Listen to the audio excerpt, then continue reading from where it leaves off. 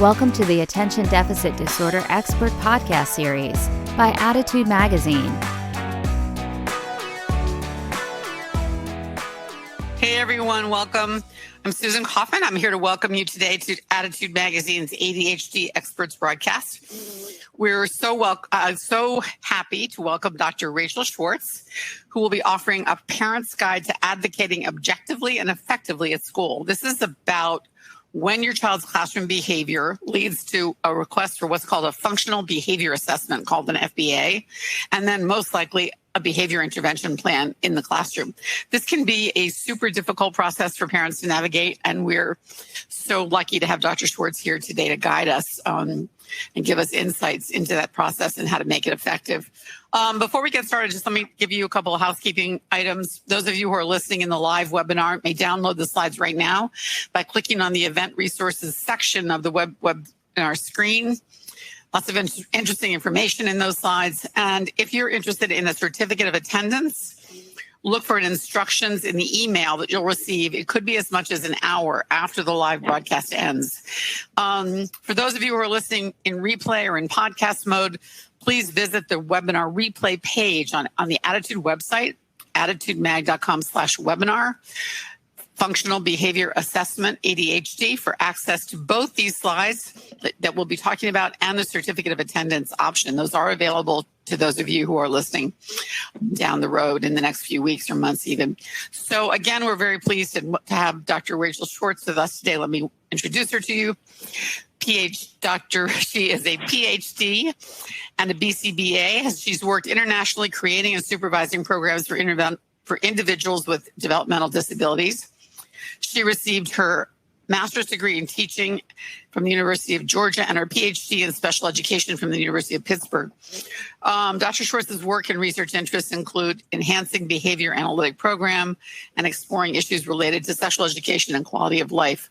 She's published original research on these topics in journals such as Career Development and Transition for Exceptional Individuals and Remedial and Special Ed, as well as presented at national, state, and local conferences. She currently serves as an educational consultant and trainer with the Watson Institute in Pittsburgh, Pennsylvania. So, Dr. Schwartz, thank you again so much for joining us today, and we look forward to you. Good. After Dr. Schwartz's presentation, we'll be taking questions. So those of you, feel free to post those questions as they occur to you, and then we'll also call for you to post questions again after she's finished her slide presentation. So over to you, and thank you. Thank you so much. I'm really happy to be here today. Let's just take a moment to review our objectives for today's webinar. We want to better understand the process of behavior programming in schools, what that looks like, the importance of how we define and discuss behavior, and then how to advocate for better behavior programs, starting with those behavior definitions. Before we jump in fully, let's just chat about why we are even discussing behavior and behavior definitions today. The CDC reported in 2018 that 47% of students with ADHD received behavior programming in schools, and that does not include any students with autism or emotional disturbances or other diagnoses. So we can conclude that a fair number of students in special education receive some form of behavior programming in schools. Effective behavior programs are really essential for a student's academic and social success, for their inclusion in school environments and activities, and their overall self-esteem. And that is why we're spending time talking about behavior programs and then how to talk about behavior. The process for behavior programming in schools really boils down to three primary components.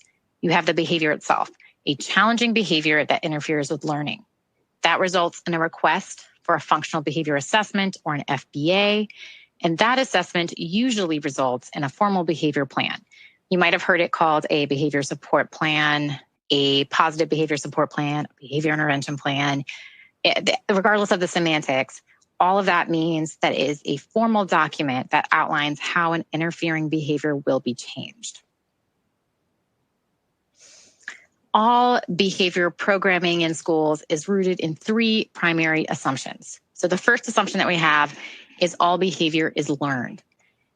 We learn to behave in a way that works for us, that gets us what we need and what we want. When we are hungry, you go up to the fridge, you open it, you make yourself some food, you're no longer hungry. When you're tired, you behave in a way to get yourself ready for bed. You go to sleep, you're no longer tired. We learn to behave in a way that gets our wants and our needs met. The second assumption is that all behavior is determined by context. So how I behave on this webinar is different than how I behave when I'm with my son, when I'm at a concert, when we used to go to concerts. How you behave at a library is really different than how you behave at a gym. We learn to behave differently based on our environment and the stimuli that are in those environments.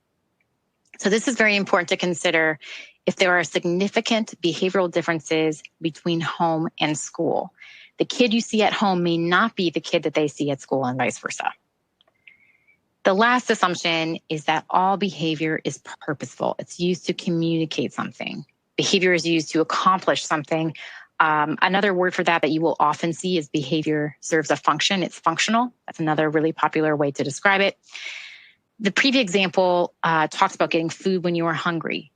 We learn what behaviors to engage in to access food, and we keep engaging in those behaviors because they work. Those behaviors serve a purpose for us.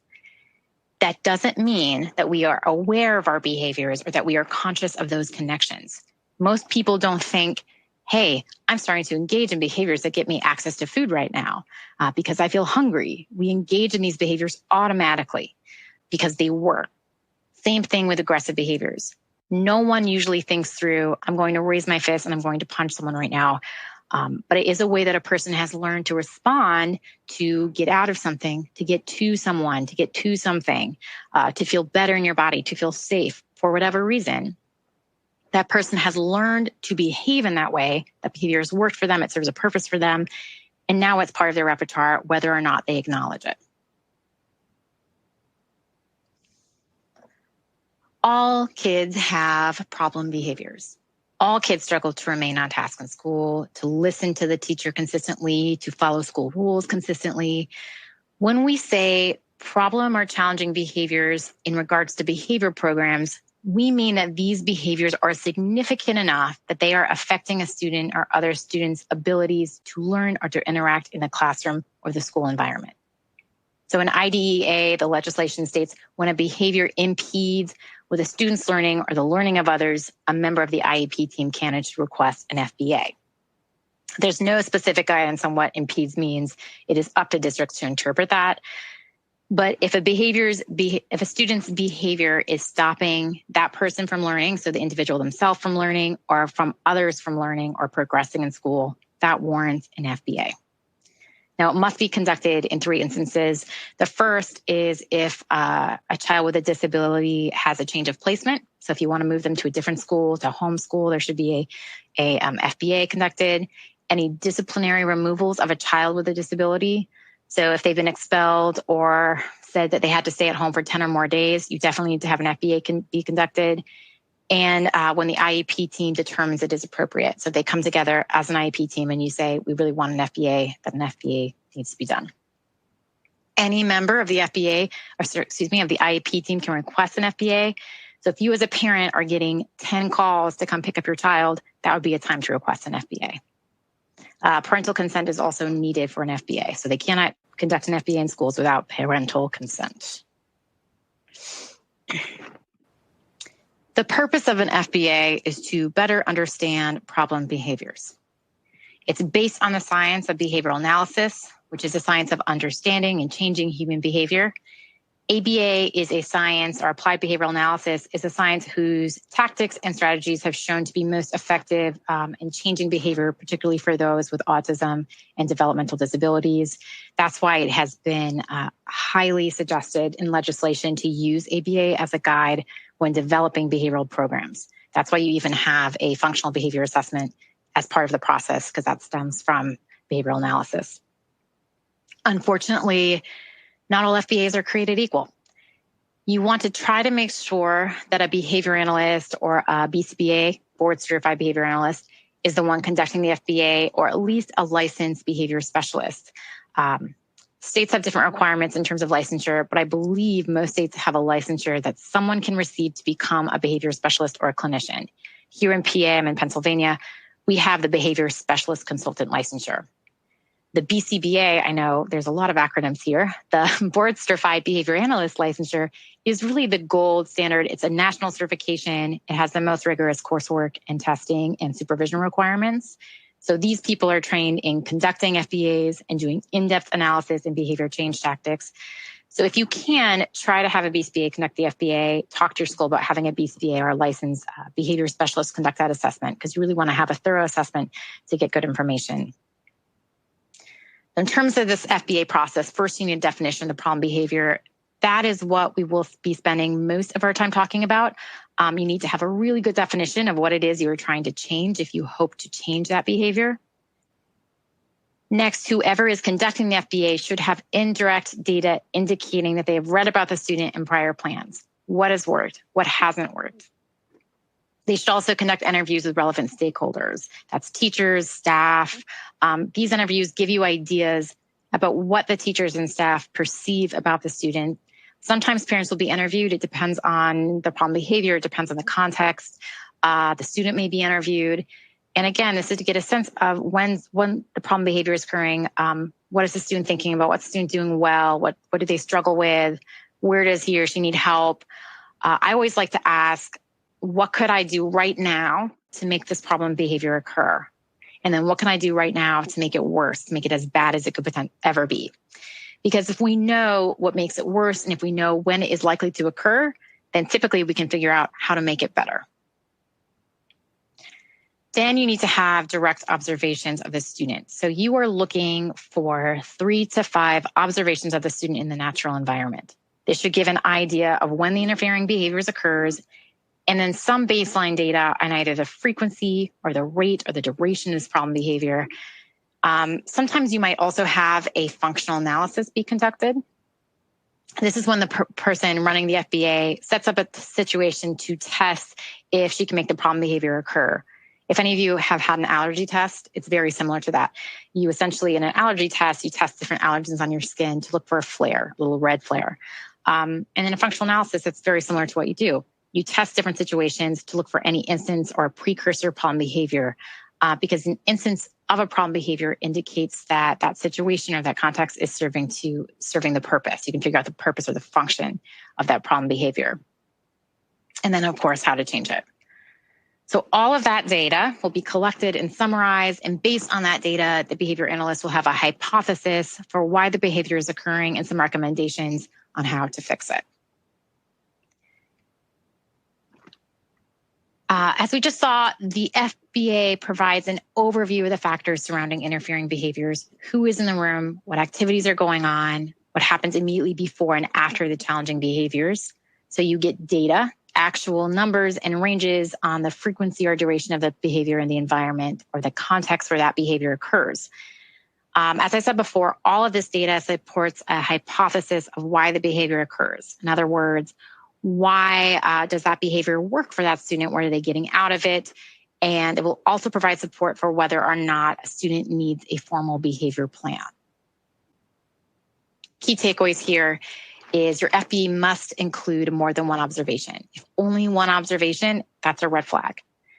It should also include several pieces of evidence regarding the behavior. So if you only have 1 or 2 pieces of evidence, a behavior checklist, and 1 observation, you need more information. You need to be demanding more information, asking for more observations, record reviews, interviews. The last key takeaway here is that the FBA is an ongoing process. It is rare that an FBA results in a comprehensive behavior plan that is immediately so effective that a future FBA is not needed or that ongoing observations are not needed. Once you start an FBA, there will need to be additional observations over time to ensure that the behavior tactics are working. It may result in a behavior plan. It may not. Sometimes the FBA can reveal simple environmental suggestions that are effective. However, I would say typically an FBA leads to a formal behavior plan. And part of making sure that a behavior plan is effective is continuing to monitor that progress, observe, and analyze data, not just on a quarterly basis or an annual basis, but more frequently, especially for those high impact, high frequency behaviors. For those you need maybe ongoing analysis, you might be observing every week to get more information about that behavior and that behavior change tactic. I want to spend just a little time reviewing FBAs versus behavior plans so we have a really clear picture of this behavior programming in schools.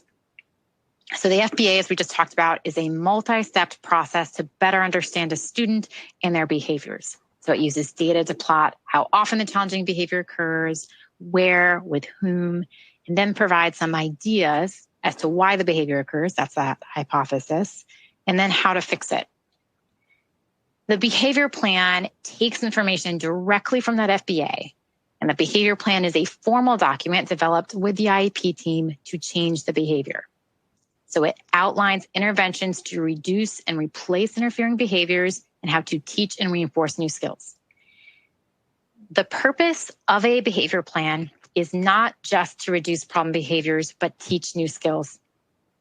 I too often see plans that are focused only on decreasing something, and that really isn't the goal. It's about skill acquisition, not just skill reduction, because if you teach and reinforce the right skill, that problem behavior is going to decrease. Here is an outline of a comprehensive behavior support plan. Problem behavior indicates skill deficits. The student either doesn't have the appropriate skill set or is not fluent in using them. They either can't or they won't. You guys might have heard this, can't do or won't do. That is why you need a comprehensive behavior support plan. So outlined here is what you should expect to see in a comprehensive behavior support plan.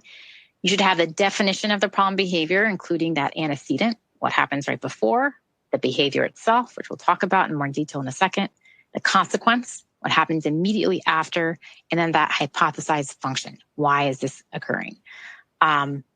You might have heard it as the antecedent is the match that lights the fire, which is that behavior, and the consequence is what kind of keeps the flame going.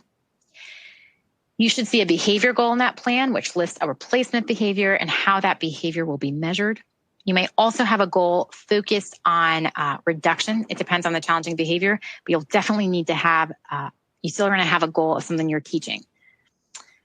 And then you're going to have the teaching section. So what changes will be made to the environment, to the teacher and student interactions, to academic content? How will the new behavior be prompted and taught? And what will the consequences be for using the new behavior and engaging in the problem behavior? The focus should be on teaching a new skill just as much as it is on reducing that interfering behavior. A longer conversation about a behavior support plan is for another day, but I just want to give you an outline of these plans to help you better understand the importance of behavior definitions to this process.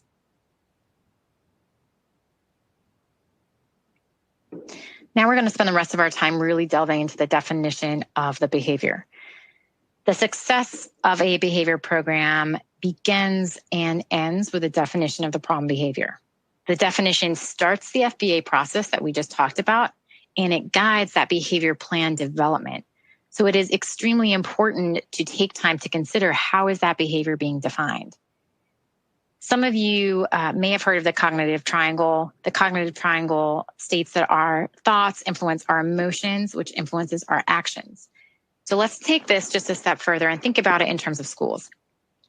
What we think about a behavior can influence how we feel about a child, which influences how we work with that child.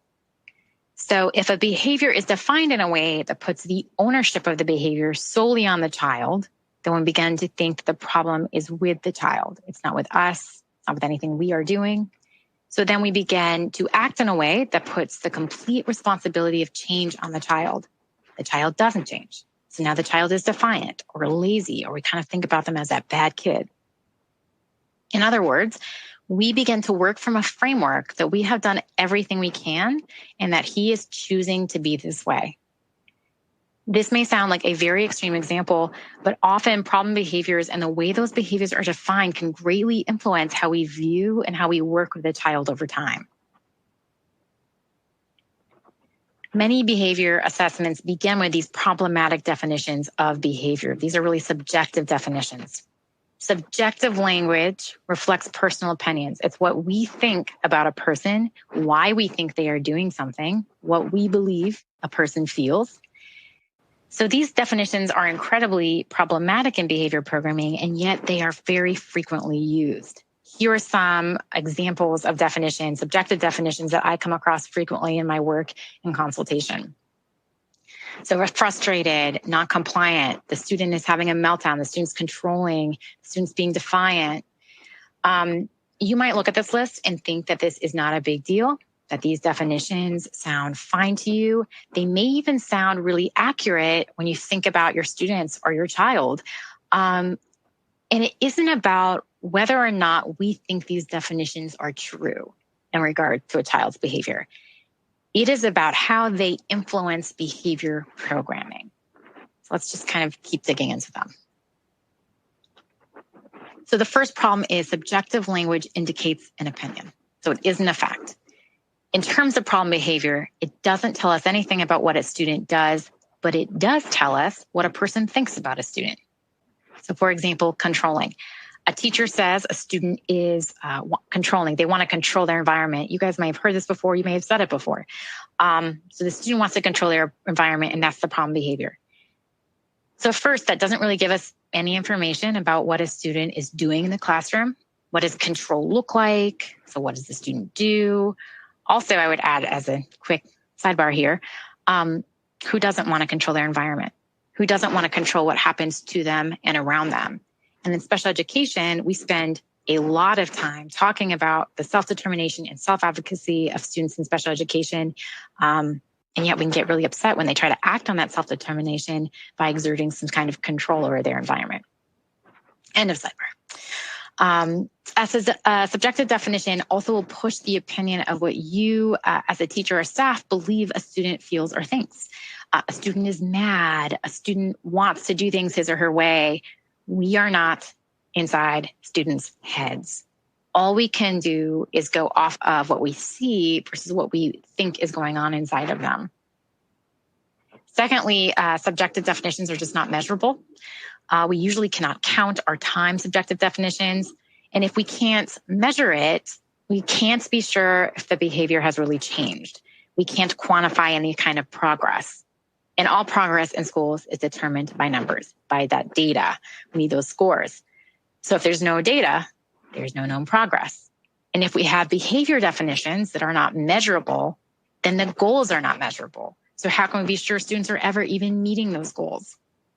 And I'll often add that sometimes the way something is defined and it's not measurable, and then the way it's measured doesn't even match the behavior that you're trying to decrease. So for example, one goal that I've seen often is about a student decreasing defiance in schools, or sometimes it's called anxiety. Sometimes they use anxiety or frustration, but it's decreasing an emotion in schools. And the goal is to reach 80% accuracy on 8 out of 10 trials. How do you achieve accuracy in decreasing defiance? How do you have trials for frustration or anxiety? So subjective definitions do not lend themselves to good measurement or good goal writing. The big takeaway here is if we build our programs off of guessing what a student thinks or feels, we are running blind. If we rely on what we see, then we will have a cohesive and comprehensive set of strategies. Here's an example that was taken from a family support plan of a three-year-old, so a really young student. And they listed having no empathy as the problem behavior. And as you're reading this, what does that sound like to you? So Jess has no empathy. She doesn't care about her classmates. Does it sound like the classroom is willing to work with a student? Does it sound like they enjoy the student, that they like her? And also, how are we going to measure empathy? What does empathy look like? How do you increase empathy? And again, that was taken from a family support plan of a 3-year-old. And so now this plan is following her around, and it's not an incredibly supportive plan, nor is it objective.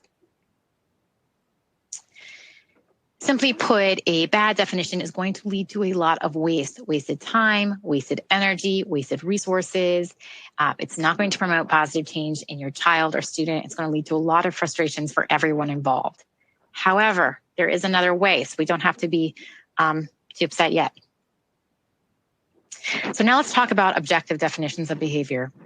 Objective definitions do not express personal feelings or opinions. They express only what a person sees, so what they can observe. They are quantifiable. You can count or measure an objective definition. So this means that the information is not what a teacher or clinician thinks, but what the data show. It is not a definition that guesses feelings or intent. It is a definition only based on what we can observe. So there are two tests that are often used to ensure that a definition is objective. So the first is called the dead man's test. So the focus of this test is to ensure the definition is active and objective. So I believe it was Ogden Lindsley who came up with the phrase, if a dead man can do it, it isn't a behavior. So let's take an example here. Noncompliance. It's a very common subjective definition that I often see in behavior plans, and I have in conversations when I'm talking with educating staff about behavior. You can tell a dead man, get up, roll over, say no, whatever. He doesn't do it. So that's noncompliance. He's not complying with your request. So going back to our phrase, if a dead man can do it, it isn't behavior. In the case of noncompliance, a dead man can be noncompliant. So it actually doesn't pass the test. It's not a good definition. Therefore, you want to switch the definition to something that is action-oriented, that has movement. So instead of noncompliance, let's think about some verbs about what the student is doing. Student drops to the ground when asked to transition to math class. The student yells no every time you hand them an assignment. These are actions that we can see and a dead man can't do. So the stranger's test is another test you can use when you're thinking about how is this an objective definition. The stranger test means the definition should be so clear that any person walking off the street could be given a data sheet, told to walk into the classroom, take data on that kid and know exactly what to be looking for and come out with completely accurate data. Therefore, you can't leave anything up for assumptions. There can be no assumptions about what a student is feeling or thinking. It has to be a behavior that is so observable to everyone that especially someone who doesn't know the student. How do we do this shift then from subjective to objective? So first, the definition needs to be action-oriented. So we have to think about that dead man's test and the stranger test. What does the behavior look like? You should be looking for something that is observable, that has movement, that is an action, that is measurable. You want a definition that's really rooted in an action versus an internal state like frustration. So here are just some examples that I have written down. Putting a head down on a desk. We can all observe and count when that happens. We can even time how long that happens. Anyone can observe that action. Walking around the classroom. It's active, so it passes those tests. Anyone can observe a walking behavior, so it passes the stranger test. Crying and hitting head, also both of those pass those tests. These are the types of actions you are looking for, definitions you are looking for. It sounds really simple and obvious, but it is actually really difficult to get to those objective definitions, especially when prior plans focus on subjective definitions, or that is a language that is used to describe the challenging behavior. So it sounds simple. It's really difficult in practice. Okay, here are just some more examples for you. So all of these examples take a one-word subjective definition and it's going to put it into movement. Now, again, this is not to say that feelings of anxiety and frustration and empathy are not real. These are real feelings. We know that they are real, that they can have very strong effects on behavior. However, we as teachers and clinicians and parents cannot assume we know what a person thinks or feels because we do not live inside their body. Therefore, we need another way to measure the problem. Objective definitions provide an opportunity to define what a student is doing in a way that does not make assumptions on a student's thoughts, their feelings, or any intent, because we can't measure what a student intends. We can say, these are the actions you are engaging in and the effects that they have on the environment. So we're focusing on what a student does, not on what a student wants, is, or feels. So let's go through some of these together. No empathy. That was that first one with Jess. So an alternative definition could focus on some of that action, those observable movements that she engages in. So when classmates move away from her or tell her to go away or stop, she will push or hit her classmates. So that's a way that we can measure and count that. Non-compliance, that's a big culprit, I think, in the behavior plan world. So instead of something subjective, let's focus on an action, engaging in an alternate activity. Maybe they're reading, maybe they're sleeping at their desk. You could put some parameters around that definition. Again, moving away from non-compliance, getting us to something more concrete, more easily observed. Frustrated, another big one. So instead of guessing that a student is frustrated, even when a student says, I'm frustrated, what are the actions that we can see that they're engaging in? And we can measure those. Every kid I've worked with who says they're frustrated, says their actions, has an externalizing behavior that I can observe. Face turn red. They put their head on their desk. They start skin picking. There's something that's occurring that's letting me see, okay, they say they're anxious and this is what I'm seeing. So I can kind of link those, but it's objective and I can measure that crying. I can measure when you're skin picking, can measure if your hair pulling.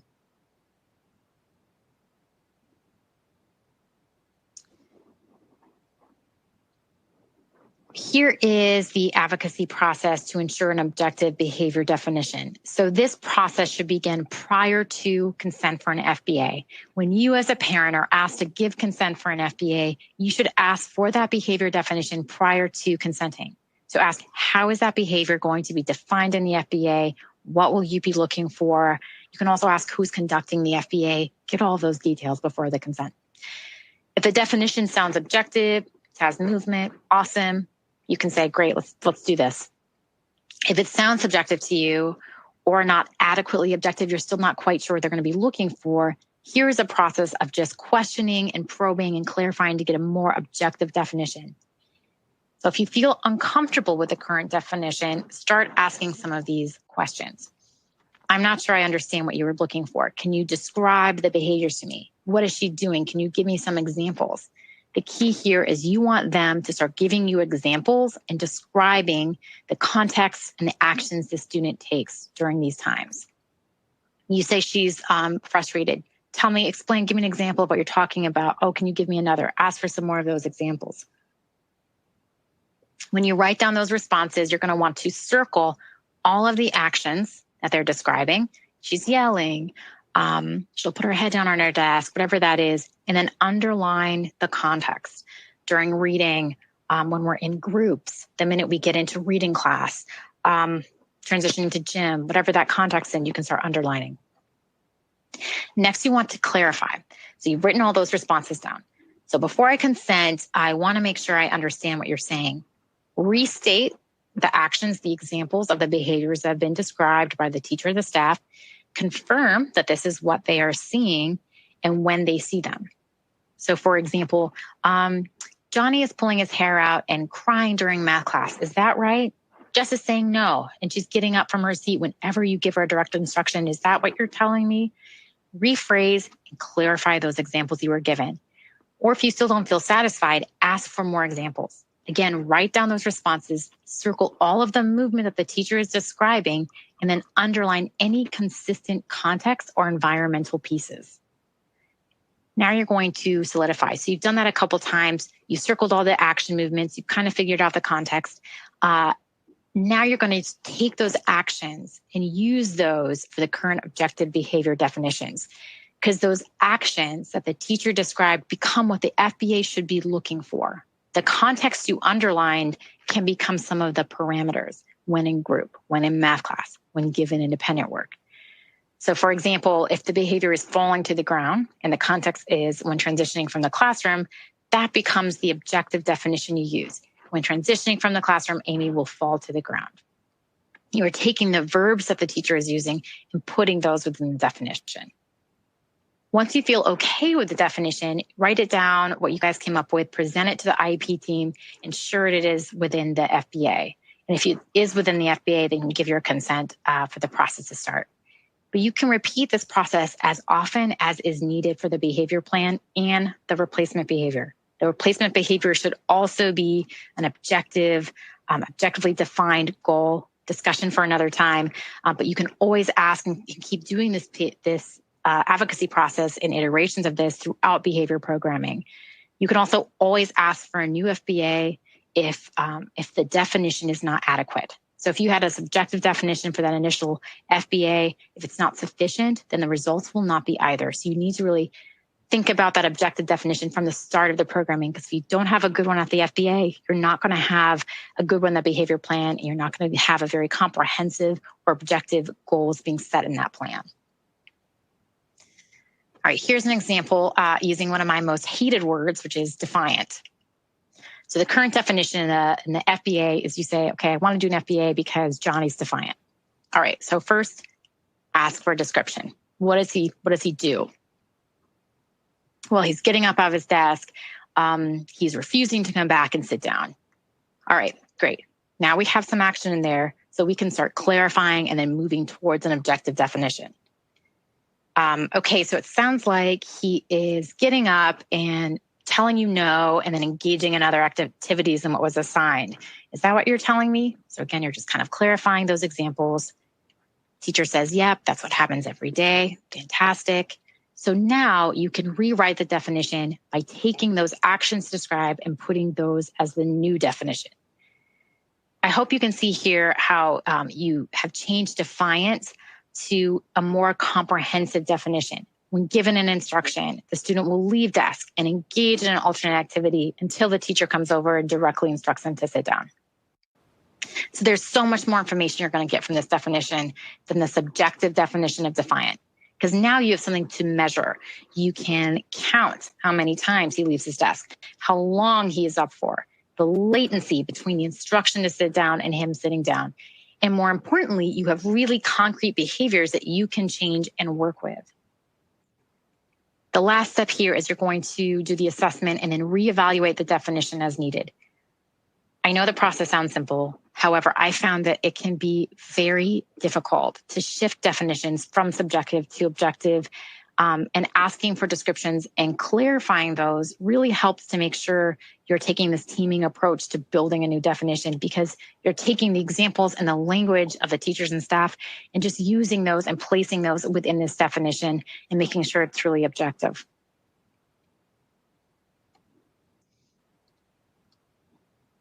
The behavior support plan, I know I keep mentioning it, it is a discussion for another time, but it is important to note that the objective definition does not end at the FBA, but in fact should carry through to the behavior support plan. It should not only be used with the problem behavior within the plan, but also that replacement behavior. That also needs to be objective. It should be action-oriented and focused on teaching a new skill, because the purpose of that positive behavior support plan and an FBA is not only to find new ways to decrease that problem behavior, but really ways to increase a new appropriate behavior, to build a new skill. Keep repeating that, because so often times that message really can become lost in behavior programming. I have a few final thoughts I'd like to run through that are really neither here nor there, but I wanted to include them anyway. I truly believe that every person, the parents, the teachers, the administrators, are doing their best. No parent or teacher wakes up thinking, how can I really mess up my child or my student's day? Everyone, they're all doing their best. There is no magic pill in behavior change, but understanding more about how to discuss behavior is going to help build better, more effective behavior plans. But even with great plans, change can be very incremental. It's slow progress, but it can still be progress. Also, there are no bad kids. There are kids who are doing the best they can with the skills that they have, and we need to help them build more skills. Lastly, I hope this presentation reinforces that words just really matter. The words we use to describe children and their behaviors influence how we work with them, how willing we are to change our own behaviors, how to think about our own behaviors, how we and others are going to view that student.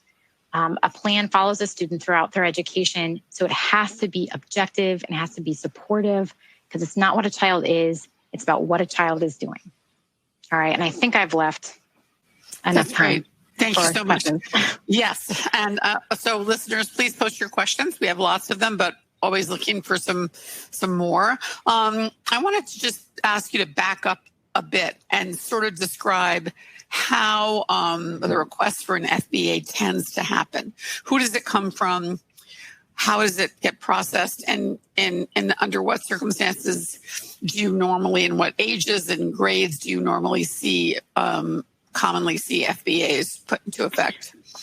So I see them across the board. Let's just talk about the process first. Okay. So usually, often, I would get the request from an administrator or a teacher. Again, it depends on the differences between home and school. Sometimes the behaviors at home and school are really similar. They're seeing the same sort of problem behaviors. Sometimes they're radically different. He's great at home, really difficult at school, great at school, really difficult at home. It just depends. So sometimes it will be the teacher who goes to the administrator who then says, hey, we need to get an FBA done. I think across the board, those usually happen really late in the process. Usually they try a bunch of different other tactics before they get to an FBA. I would recommend anyone that if you are getting calls, repeated calls and emails about your child's behavior, FBAs, you can always do an FBA, and it doesn't mean that's going to lead to a positive behavior support plan. It will mean that's going to lead to a lot more information about your child and their behaviors in schools. So usually it comes from a teacher or administrator. Sometimes I've had it come from a parent, but I think that that's pretty rare. It has to be at that point when it's come from parents, it's usually been because the student has been disciplined so many times that they're spending a lot of time in a principal's office or outside the classroom. So usually from teachers and administrators. When that request comes in, it's going to go to the parents and to the IEP team, but the parent needs to sign the consent form. And often they won't necessarily state the definition of that, the problem behavior in that. So as a parent, when you are given that request, it could be a phone call and a paper sent home. That is a time for you to ask, well, what exactly you're going to be looking for and who's going to be doing it. Often FBAs in schools can be done by school psychologists, teachers. Sometimes they'll have a behavioral specialist or BCBA that works for the school, not always. And so those are some of the questions that you can ask. But at that point, it can be within 30 days that FBA is going to get started and be completed within that time. So you should have a pretty quick turnaround on that FBA. Sometimes there are existing circumstances, so it will take 60 days, but usually within 30 days, you're going to have the FBA completed. And then from there, you have what we talked about, which is coming up with whether or not there needs to be a behavior support plan. Okay, and there's not always a behavior support plan. But just to clarify, do all public schools provide FBAs? Yeah, so every school, it is in IDEA. If a child has a consistent pattern of a problem behavior, an FBA should be conducted. If you are getting a lot of calls about problem behavior as a parent, ask for the FBA. As a teacher, if you are experiencing a lot of difficulties with the student, you've tried a lot of strategies, they haven't worked, an FBA should be requested. FBAs are non-intrusive. I mean, they involve observations. They do involve some assessments. There might be a functional analysis involved, which is that testing of conditions. But really, it's about information and evidence gathering. If you go to a doctor's office and you walk in and you say, I have a sore throat, a doctor usually doesn't just look at you and be like, okay, here's some medicine. Usually there has to be some kind of investigation. They're looking in your throat. They're asking you questions. They're asking you about your habits. That's what that assessment process is. It's getting all those pieces together so we're not just giving you medicine outright and saying, okay, this is a behavior plan or this is the thing we're going to do. It's all that evidence building to make sure that you have the most informed decisions. I just say, if you have any questions about what's going on with your child's behavior, if you're a teacher or an administrator and you're struggling to figure out how to help a student, request an FBA be conducted. And to whom does that request go? So that goes to the IEP team. The parents are going to get the request. The principal and the administrator, director of special ed is usually involved, and they'll be, and the teacher, they'll put that request in. And a lot of the times it depends who is conducting the FBA. So it might go from the teacher, the principal, and the parent, and whoever else is on that IEP team. The teacher, let's say, puts a request for an FBA. The parent signs it, and maybe the teacher will conduct the FBA. That might be the person who's doing it, and it's staying within that room. It could be they request an outside consultant to come in. It could be the ed psychologist is the one doing the FBA. It varies across districts and even across buildings and districts who's conducting that FBA. Okay. So there is a lot of... And so because of that reason, you can get a lot of different levels in terms of FBAs not being created equal. Some are going to be really comprehensive, some not so much. And you referenced the IEP team. Is the FBA a component of an IEP? Do you have to have an IEP in place to have an FBA? What's the relationship between FBA and IEP? So if you can have a standing IEP and not have an FBA or a problem behavior support plan. And you guys, for those who have IEPs, you'll see that is problem behavior part of this. And there's a yes or no box in the IEP. Now, if that's a yes, there are some challenging behaviors, you have to have an FBA, and that has to lead to the positive behavior support plan. You cannot just jump into positive behavior support plan without the FBA. You can have the FBA, and at the end of that, the results will be maybe I suggest some environmental tweaks. Maybe it's about the teaching-student interactions. Maybe it's that this kid has expressed a lot of difficulty in these assignments, and a lot of this is about the content, and versus there being another part of that problem behavior that we need to address with a formal plan. So it might be that FBA results in, we want to try these 4 things first. And if this doesn't work, then we're going to go and reassess again and do a positive behavior support plan. Usually it results in positive this is within the context of already having an IEP. Yes. If you don't have an IEP and you have a student who's engaging in problem behaviors, he doesn't have an IEP. Mm-hmm. I have still had families come in and request, and teachers come in and request for consults and an FBA be conducted, because even if that student does not have a formal IEP, if their behavior is interfering with the learning of themselves or others, then something needs to be investigated, and there's something going on there that we need to look at. If we decide that needs a formal behavior support plan, and maybe that's a question about evaluation, that has to go through the parents, of course, and about that consent process. I've had students that I've done FBAs for who might have an IEP for speech, but don't have any other formal IEP or other aspects in their IEP. And we've still done an FBA and still come up with some ideas about how to help them behaviorally in the classroom. Because ultimately, the FBA is about behavior. It's not about your diagnosis. It's about how do we make sure that you are progressing in school and included in school in all of these different ways. And if your behavior is interfering with that, then we need to do something. So it's separate from a 504 or an IEP. Yeah. It's a component. You'll see it within those plans because everything, is pulled together, but it's a separate assessment. It's not, you don't get a 504 and IEP and automatically get an FBA, but you can request an FBA at any time. At any time. Okay, that's important to understand. A couple of people have mentioned children whose behavior is very difficult at home, more so than at school. And they're wondering whether they can request the school to do an FBA to help the family. Is there some mechanism whereby an FBA can be brought into play for behavior outside the classroom?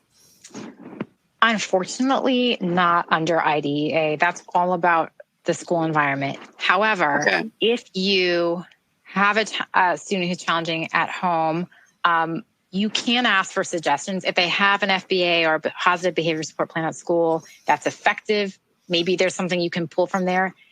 But behavior is determined by context. So home is so different. The history with your parents are so different. So that may or may not be effective for you.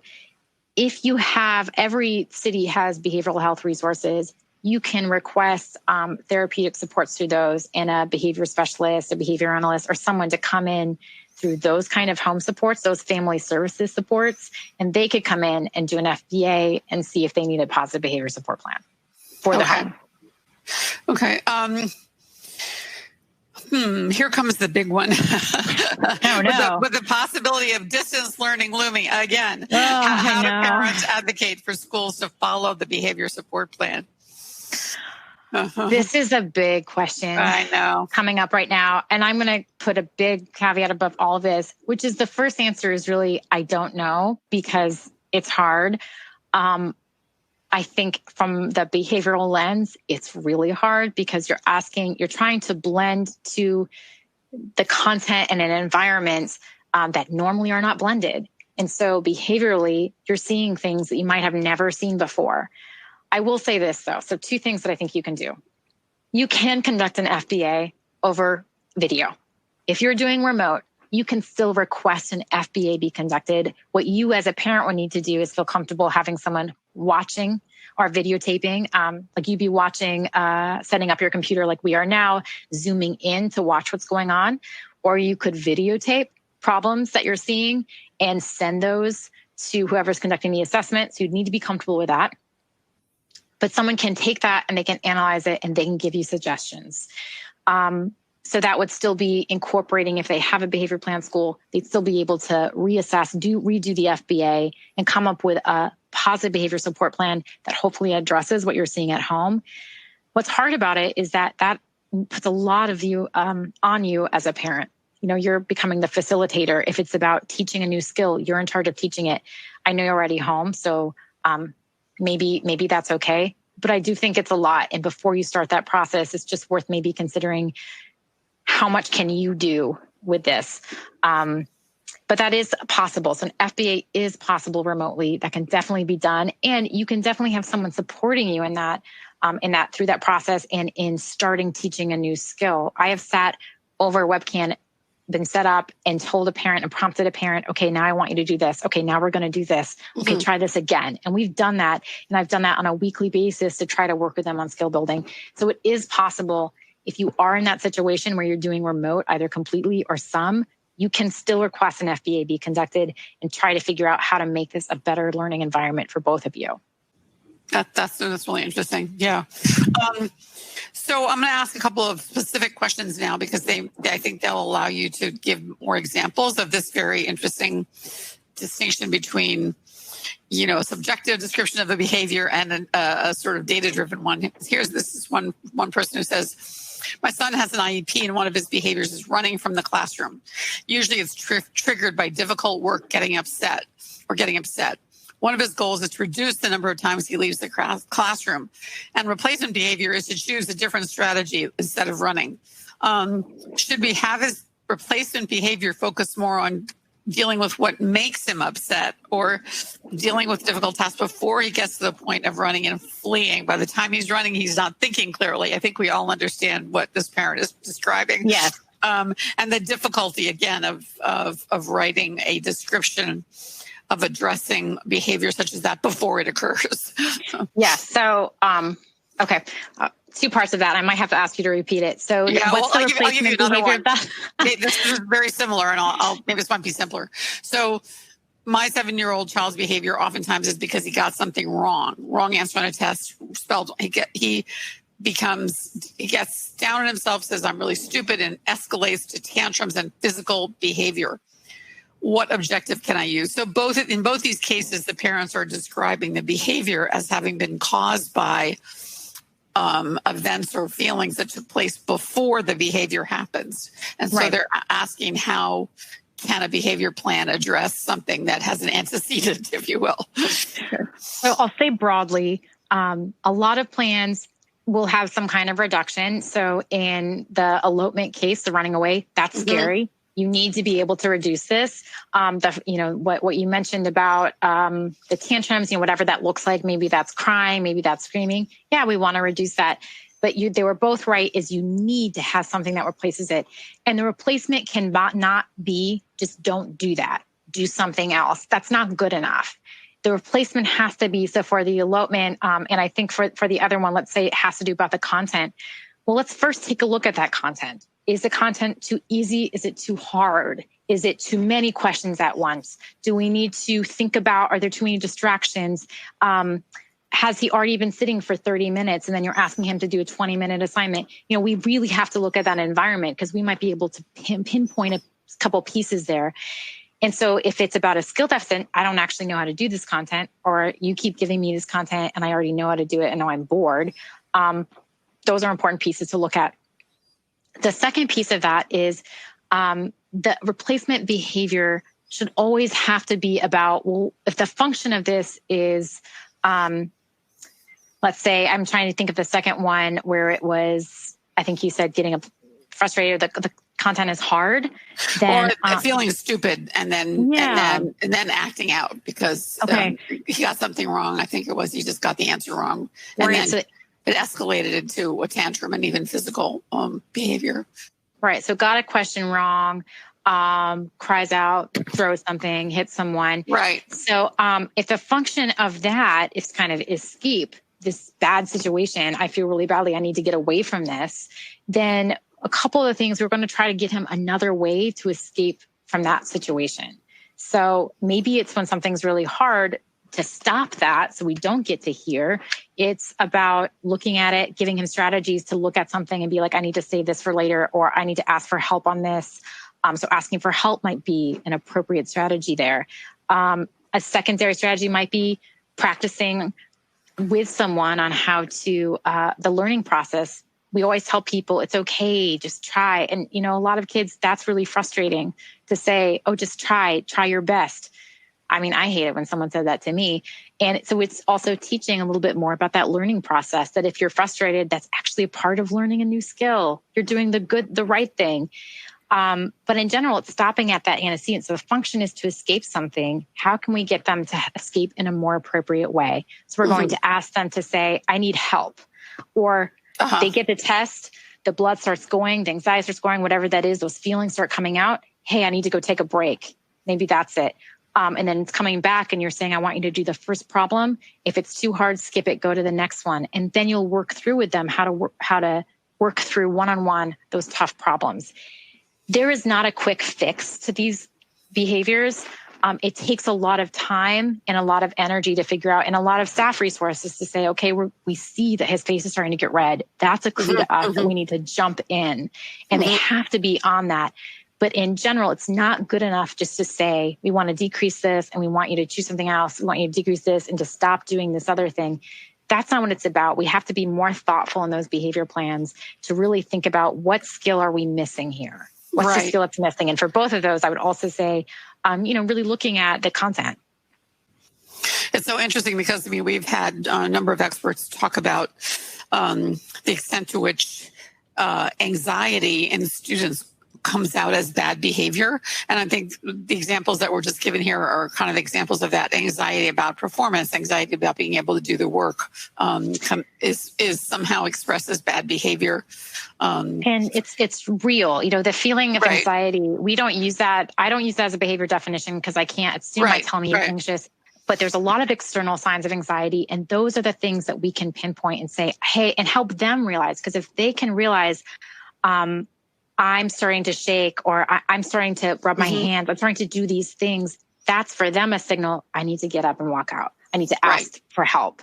That's what we're trying to link. It's not your feelings are bad. It's let me help you identify these feelings are happening and help you build a new skills that you're able to address them without completely melting to the floor. We're asking the teachers or the behavior plan, in essence, to be part of that process of helping the child identify what causes the behavior. Yeah, that's so interesting. Yeah. You're trying to do two things. You're trying to usually things end up being two goals, I'll say.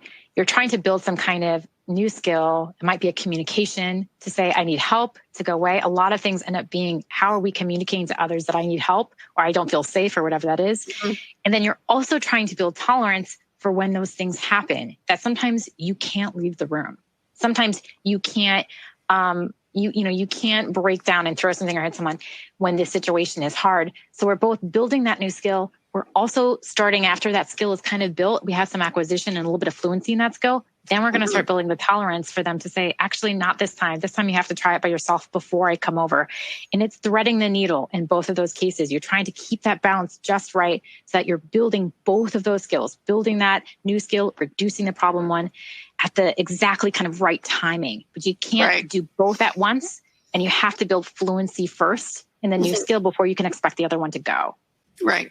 It's someone pointed out, and Ross Green's work on collaborative some fundamental premise being kids will do well if they can and they prefer to do well, sort of going along with the idea of subjective versus objective belief of staff or parents. So we're almost out of time. This is fascinating. I know. Really helpful.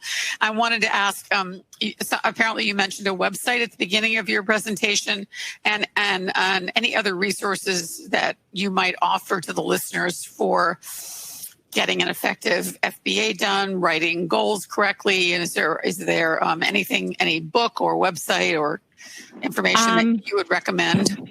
There are, if you go to any positive behavior, PBIS is, if you look that up, PBIS. Okay. Yeah, PBIS, positive behavior in schools, intervention supports. I forget all the acronyms. That's kind of terrible. So many, right? I know, but positive behavior supports.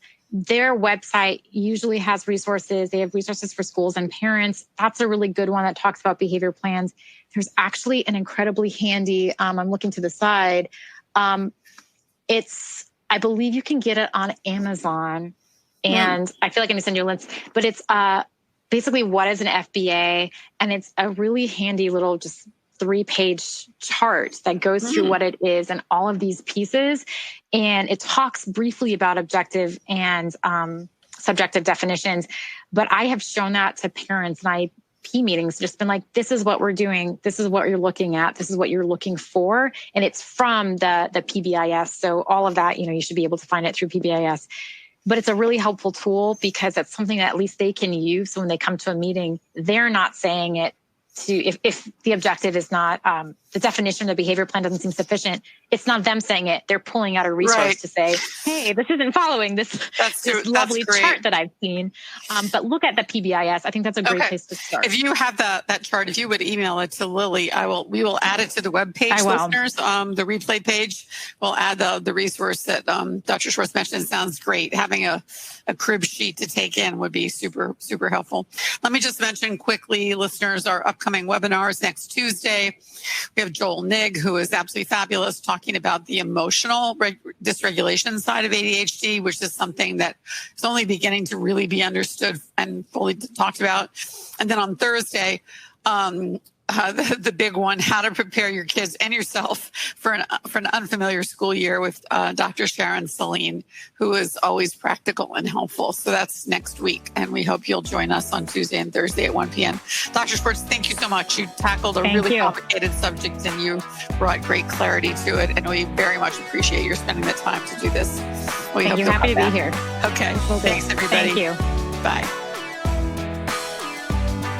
For more Attitude podcasts and information on living well with attention deficit, visit attitudemag.com. That's ADDITUDEMAG.com.